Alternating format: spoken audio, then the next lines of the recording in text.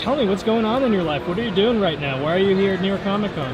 Well, my new book just came out, The Rise of Aurora West, from First Second, and it's a book. It's the second book in a series of books in the Battling Boy universe. Battling Boy, I'm writing and drawing myself. The Aurora West series, I'm co-writing with an author named J.T. Petty, and the artist is a Spanish guy named David Rubin, who has a similar style to mine, but his own unique voice. So it's kind of, it keeps the feel and the series work in the same sort of a focal lens, but he's got his own style. So awesome. So I read Battling Boy last year. Oh, great. And I freaking loved it. I couldn't help but feel that it was kind of like, it was very Kirby-esque. Yeah. I'm sure that was on purpose, but also it felt like kind of a step back and not like Marvel and DC right now. Sometimes it feels like it doesn't feel like you're reading like a comic book the same way you did like maybe when you were a kid. Like like your book still has that sense of wonder that like Kamandi had maybe, or so Fantastic Four, like classic. Yeah, because when I was working on, I did a book called Batman Year 100, and you know, that it did well, and I'm really happy with the results. But I found myself, it was kind of dark and very, there was a lot of police procedural in that book, a lot of violence. I found myself gravitating back toward old comics like the Doom Patrol from DC Comics and Fantastic Four, and just really like falling in love again with Silver Age comics, which is the stuff I read when I was a kid. Even though, you know, I grew up in the 70s and 80s, you know, like I had a lot of those comics from my uncle. Like, he had this big box in the attic, and just thinking, man, it's like there's really nothing quite like this, you know. And between wanting to do something like that and having nephews, at the time they were young, like, you know, 5 or 6, they knew I'd do comics, but most of the work I've done up until Battling Boy has been R-rated. In some cases, you know, like erotica, or maybe too violent for a little kid to handle. So I started thinking, like, I really want to make something that they can read. And the irony now is that they, you know, they're growing up. One's 13, one's 19. The kids I'm reaching are like the 10, 12, 13-year-olds. You know, those are the ones I really wrote this for. You know, it wasn't really the 19-year-old nephew who thinks comics are cool now, but doesn't. It's like I missed the window. Like, it inspired me, but. So the real audience, the young audience, are the kids now who are like 12, 13, and hopefully from here on out, you know, like, because it's designed to be a perennial. You know, Battling Boy just won a big award. The Junior Library Guild voted it, I think it's best graphic novel of the fall 2014, which is awesome because that like pretty much guarantees it's going to be in school libraries.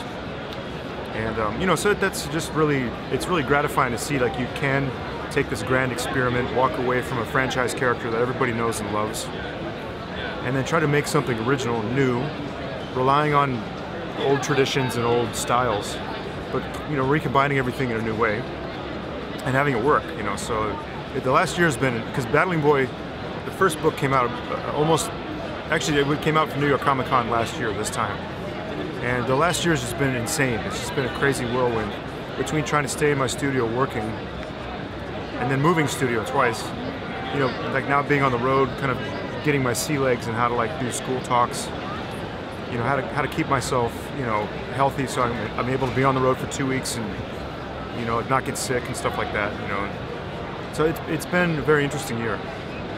Awesome. Yeah. Unless there's anything you want to add to what you just said, because everything you just said was pretty awesome. And oh, good. And that's kind of what I was looking for. But oh, good. You're freaking Paul Pope. I love your work. Thank you, man. And I first came upon you through Batman Year 100. Yeah. But then I started exploring your other stuff, and your other stuff, I mean, it's like when you're just kind of left to your own devices and you do what it is you want to do. Yeah. You're like fucking way more awesome than Year 100 was. And Year 100 was a freaking awesome intro to you. Like, you have a very kinetic style. Thank you, yeah. And it comes off, and I like that you're Batman, he's sweated. Oh, yeah, he got tired, like he was gritting his, like I felt tired, like just reading that. Well, that's that's the way I approach a new project is, you have to be conscious of the audience, and also the zeitgeist. Like what else is going on. And when I started working on Batman, DC Comics wisely started mailing me like this monthly box of basically everything they publish, because I really needed, even though I know Batman, read comics all my life, I needed to know what they were doing now, or at the now meaning at the time it was like 2001, 2002. Because that way I was able to form my vision of how to do Batman. And I noticed there wasn't a lot of gritty, sweaty, very physical Batman comics. And so that informed my approach.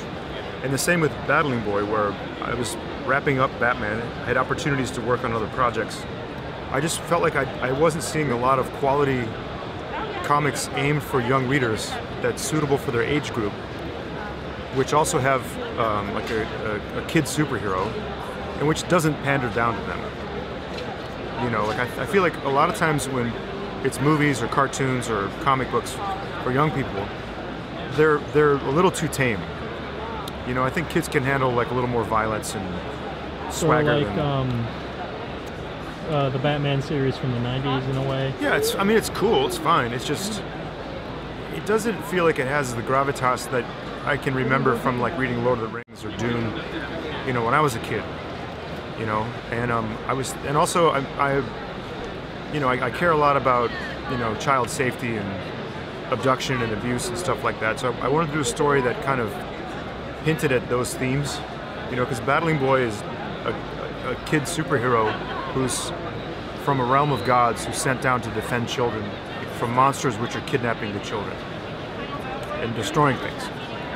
And in that sense, I was kind of taking a page out of Michael Chabon's book, from Cavalier and Clay, where he talks about the urge of the Superman is on the part of, like the people in the Jewish and the Italian diasporas who know they have family back in Europe and they can't go physically fight them. So they create this golem, who represents this urge to defend their families and their loved ones. And I thought about like what kind of a Superman would we need for today? And I think it was pretty much almost the same day I heard one of those, just yet again, one too many terrible stories about a little girl getting abducted and murdered. And it's like imagine being a little kid growing up in this world, like with all the beheadings going on and wars and invasions and abductions. And it's like, I feel like, kids need a character like Battling Boy, or maybe Aurora West. And I think they're starting to shut us down. It's like in the movie or the theater when Paul, it's a tremendous honor to actually finally get to